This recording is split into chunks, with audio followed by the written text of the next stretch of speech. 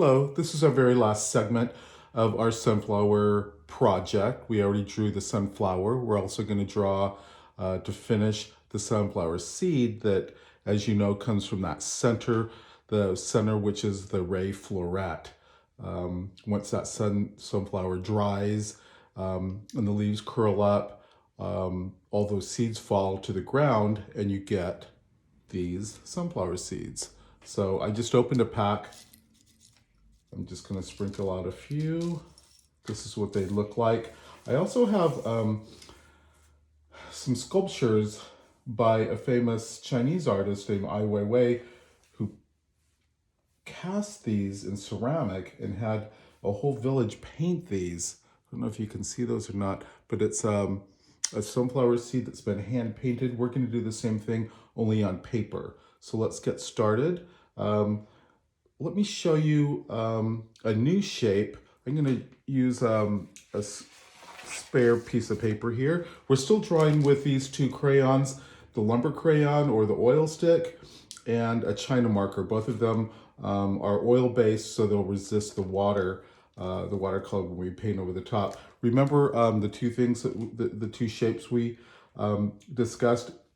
If you make a big circle and just cut off a section of the circle, that part is called an arch or an arc.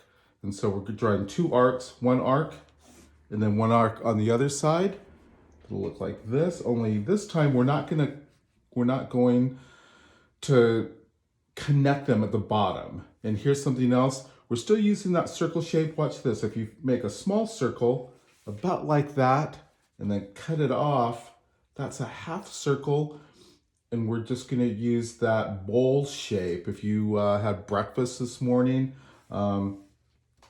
maybe you ate out of a bowl, that's a bowl shape. So it's a half circle. That curved part is a small half circle. We're going to make that half circle and fill the bottom. So again, it's two arcs. We're not going to touch the bottom. The two top arcs meet, and then we'll make that small bowl shape. And so that's the shape we're going to make for the sunflower seeds, which look like this. I think you know what they look like. So they're kind of a teardrop shape, maybe a talon shape, like a fingernail. But we're going to make a group of sunflower seeds that look like this. They're pointed at one side and then rounded at the bottom. So I'm going to start doing that, two arcs, and then curving at the bottom to do that bowl shape. Another one, two arcs, and then that bowl shape at the bottom. If you do this enough, I think you should be able to do this whole thing in one movement. So from the top, make a big curve, and then back to the top, back to the top. And we're going to make a number of these different sizes. They don't have to be all the same. If you notice in real life, some are kind of flat, some are larger.